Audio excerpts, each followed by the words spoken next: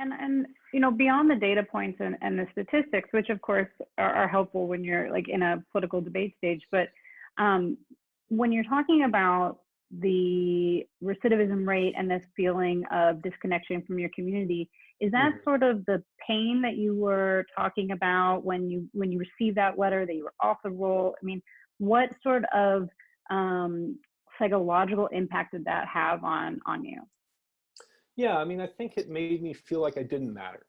It made me feel like I didn't matter, that my voice didn't count. Even though I worked, I paid taxes, I volunteered. I volunteered at church, I volunteered at the homeless shelter, and it made me feel like, but no matter, it doesn't matter what you do.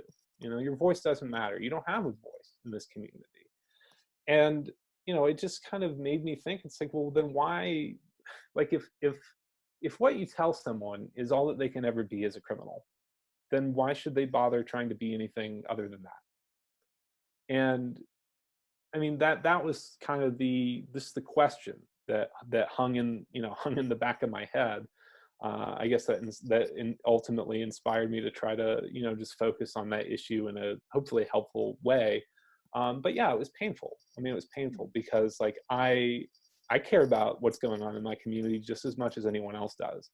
I'm not apart from my community. Like I'm a member of it. And I mean, I think that to the extent that we exclude people from feeling like they have a stake in their community, and to the extent that we exclude people from their communities, like we do that to our own peril. We do that to our own collective peril, because if we make people feel like they are, outlaws, then what are we incentivizing exactly? But yeah, I mean, to me, it was painful. And it was always like on voting day when, everyone would ask you, did you vote? Did you vote yet? And everyone would have those little stickers on, and I grew to hate it. I grew to hate it. And not because like I hated voting, but it was a reminder. It was a reminder that like, you can't do this. You can't vote.